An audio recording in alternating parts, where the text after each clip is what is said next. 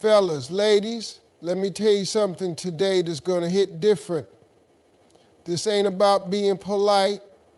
This ain't about shrinking yourself to fit someone else's comfort zone. This right here is about a woman who stopped asking for permission to be powerful. This is for every sister who ever played small so someone else could feel big. Let's talk about it. Step one. There was a time when her every move was tied to what others thought.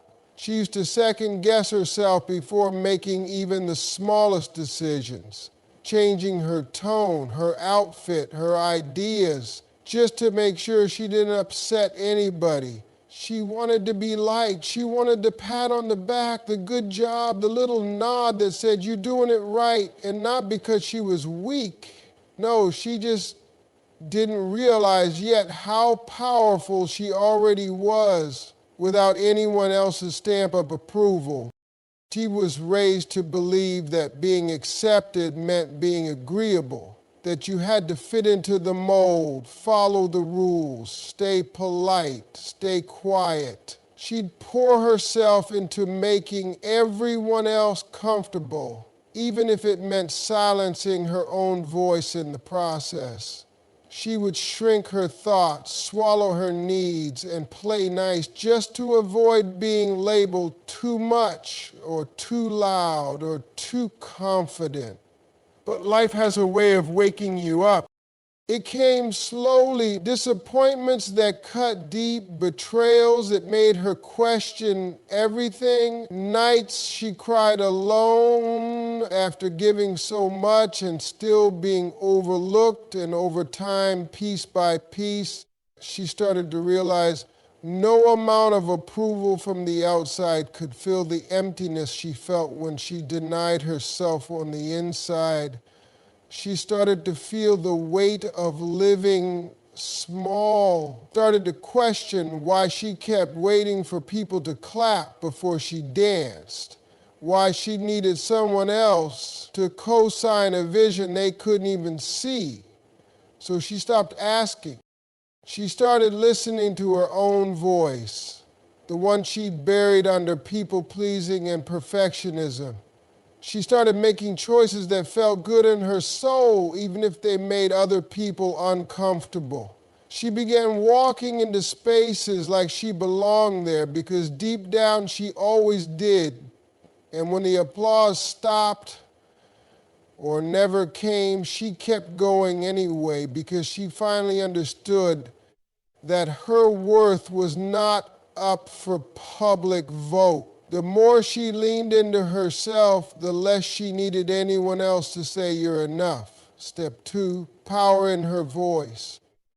Power in her voice. There was a time when her words came out in whispers, not because she had nothing to say, but because the world around her taught her to measure every syllable, to be careful, to be soft. She was told to be nice, to be quiet, to not raise her voice, because if she did, she might be seen as difficult.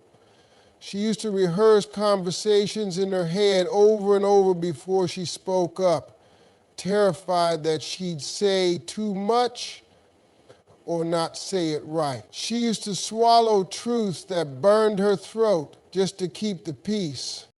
But over time, something changed. She started to feel the cost of staying silent. Every time she bit her tongue, she felt a little piece of herself slip away. Every time she let something slide, an insult, a boundary crossed, a dream dismissed, she could feel it in her chest, that pressure, that knowing, that her silence wasn't safety, it was self-abandonment.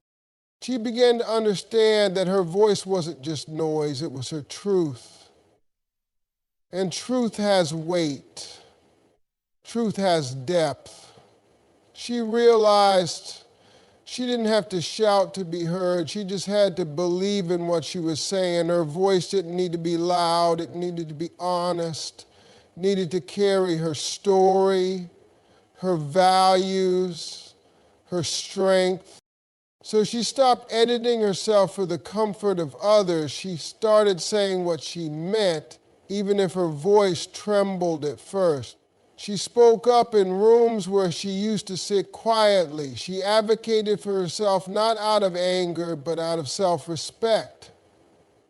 She didn't wait to be invited into conversations. She started them. She didn't ask for space at the table. She brought her own chair. And with every word that came from her gut, not her fear, she grew stronger. Her voice became a reflection of who she is, not just a tool to communicate, but a weapon against invisibility, against being overlooked, against being dismissed. It became a declaration, not just to the world, but to herself. I matter. My thoughts matter. My story matters. Every syllable began to carry weight because it was backed by a woman who finally stopped doubting herself. Boundaries became her superpower. She didn't always know how to set them. In fact, for a long time, the word boundary felt foreign, like something other people had the right to use, but not her.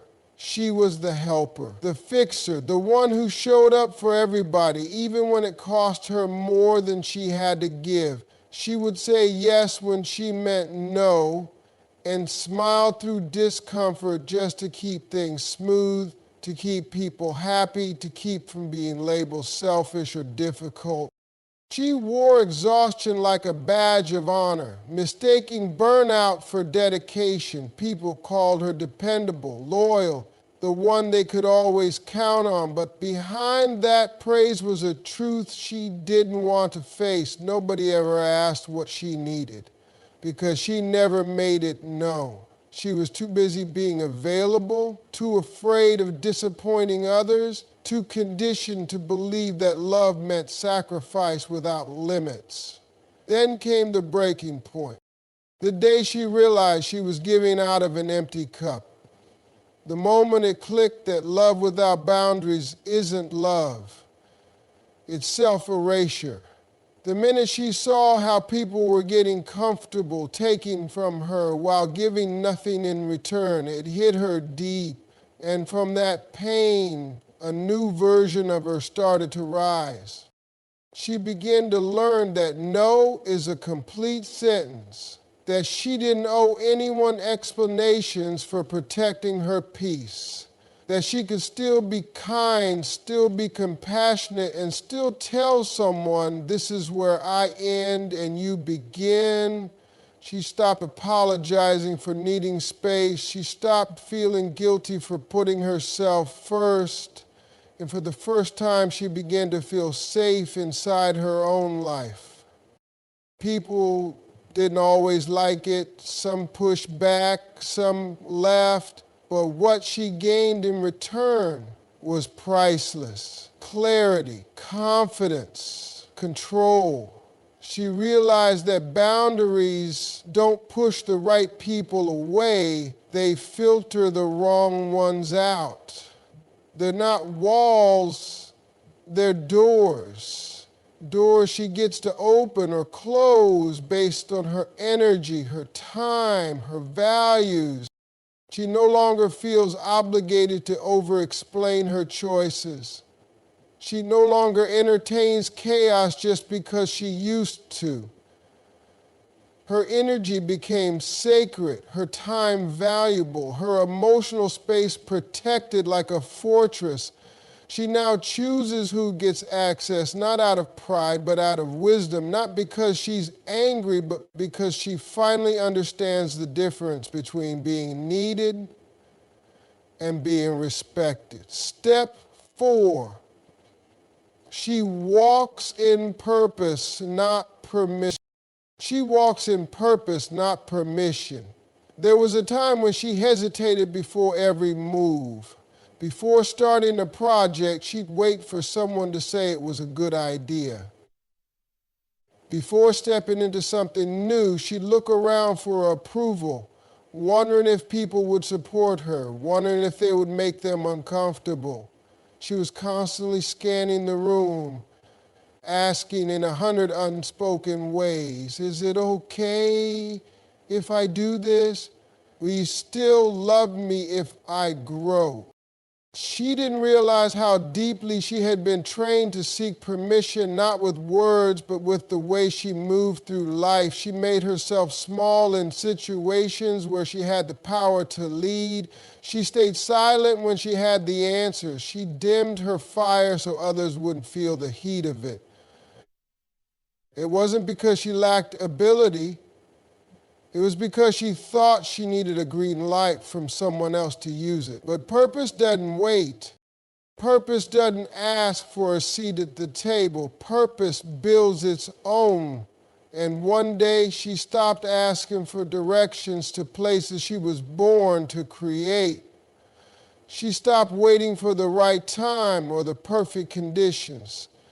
She stopped needing someone to validate her before she acted on what was already burning in her gut. She understood that her calling didn't need to be crowd approved. She began making bold moves not out of arrogance, but out of alignment. She no longer asked for permission to speak up, to shine, to take up space. She moved with clarity, not consensus. She trusted the whispers in her spirit more than the opinions of those who didn't have to live with her choices. And when doubt crept in, she didn't go looking for confirmation. She reminded herself of the vision, the mission, the bigger why that fueled her every step. People asked her, "Who told you that you could do this?" And her answer became simple: purpose did. She started waking up with fire in her bones, not fear in her chest. Her steps became intentional. Her voice became firm. Her dreams no longer sat on a shelf waiting for the world to catch up. They were in motion because she decided to stop waiting and start building. She no longer needed to be picked, selected, chosen. She chose herself. Every single day, she walks like she knows who she is. Like she knows where she's going. Like she understands that hesitation is a luxury she can no longer afford when destiny is calling her forward. Step 5, unapologetic expansion. Unapologetic expansion. She used to think growth had to be gentle, that it had to come quietly without making waves. She believed that if she got too big, too loud, too visible, too successful, she'd intimidate people. She thought maybe if she just grew a little, it would be safer. Maybe if she kept it humble, kept it quiet, it wouldn't threaten anyone. So for years she held back. She dimmed her ideas. She hid her brilliance. She kept her wins to herself because she didn't want to be too much for the room. She was scared that expanding would mean losing people. And she wasn't wrong, because when she finally started growing into who she really was, fully, completely, and without filter, some people did fall off. But that's the thing about expansion. It's not polite. It's not convenient, and it definitely doesn't wait for people to catch up. She began to realize that shrinking herself didn't protect her relationships. It only delayed the inevitable. People who can't handle your fullness will eventually leave, whether you grow fast or slow. So she stopped molding herself to fit into places she had already outgrown. She stopped explaining why she wanted more peace, more freedom, more purpose. She just started going after it. Her expansion wasn't just about career or money. It was emotional, spiritual, mental. She started reading more, learning more, healing more. Her standards went up, her energy shifted. She began setting boundaries with confidence. She stopped tolerating half-effort, halfway love, and half-truths. She stopped entertaining conversations that drained her and environments that stifled her spirit, and she did it all without guilt. There was no apology in her voice when she said, "That's not for me anymore." No shame in her step when she walked away from comfort zones. She didn't soften her glow to make anyone feel better. She didn't ask for reassurance. She didn't slow down her growth to accommodate someone else's pace. She gave herself permission to evolve boldly, visibly, and without asking if it was too much. Her expansion became personal. It became sacred. It became a daily act of reclaiming the parts of herself she once buried just to fit in. Every decision she made from that point forward is rooted in freedom, not fear. And that freedom showed up in her posture, in her choices, in the way she carried herself.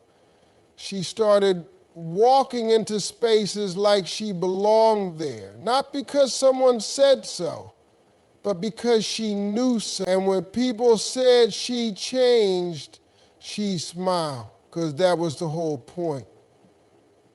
Step 6, her presence shifts rooms. Her presence shifts rooms. There's a certain kind of energy that she carries now. An energy that doesn't ask for permission to be felt, but demands to be acknowledged the moment she walks in. She used to walk into rooms with her head down, trying not to stand out too much, trying to blend in. She would shrink into the background, quiet and unassuming, because she didn't want to make people uncomfortable. She didn't want to be the center of attention. She didn't want to be judged. So she kept her light under wraps, just enough for people to notice, but never enough for them to be threatened by it. But there came a time when that way of being started to feel suffocating, when she realized she was dimming herself for the comfort of others, sacrificing her potential to fit into someone else's mold of what she should be. It wasn't an overnight change, but slowly, steadily, she began to step into her own. She started standing tall, not out of arrogance, but out of the truth of who she was. She became aware of the power that lay in her silence, in her stillness, in the way her energy filled the space around her. Now, when she enters a room, something changes. It's not about volume or noise. It's about the weight of her confidence. The way she carries herself speaks louder than words ever could. Her body language radiates assurance, and her eyes hold a quiet strength that others can't ignore. She doesn't have to say anything. People can feel her presence in the way the room seems to pause when she steps in. She doesn't need to shout to be heard. Her mere existence makes a statement. She doesn't demand attention, but she commands it effortlessly. Her energy is magnetic, not because she's trying to steal the spotlight, but because she's finally honoring the magnitude of who she is. And when she moves through spaces, people feel it. The room becomes different. It becomes charged with possibility, with clarity, with an unspoken understanding that this is a woman who knows her worth and is no longer afraid to show it. Her presence doesn't have to be loud or grand. It's the way she walks with purpose, the way she speaks with intention, the way she holds space without apologizing. It's the way her eyes lock with yours, and you know without a doubt that she's someone who won't be overlooked. She shifts rooms because she shifts the energy, the expectations, and the dynamics of everything around her. people start paying attention, not because they have to, but because they feel something in her that demands respect, a grounded, unapologetic force of nature. And she knows this now. She doesn't need to justify her presence. She doesn't need to prove her worth. She just walks in and the room adjusts. So let me leave you with this. She doesn't shrink anymore. She expands unapologetically without seeking permission from anyone. She doesn't wait for approval to step into her power, and she doesn't need anyone to tell her she's enough. She walks through this life like she's meant to be here because she is. She knows her worth, and she doesn't hide it. Her presence shifts rooms, and her voice carries weight whether anyone acknowledges it or not. And if you're sitting there wondering, can I do that too? The answer is yes, you can. You already have everything inside you to stop playing small, to stop asking for permission, and to step into your own greatness. It's time to stop shrinking. It's time to expand without apology. So take a deep breath, step into your power, and remember, you were never meant to fit in. You were meant to stand out.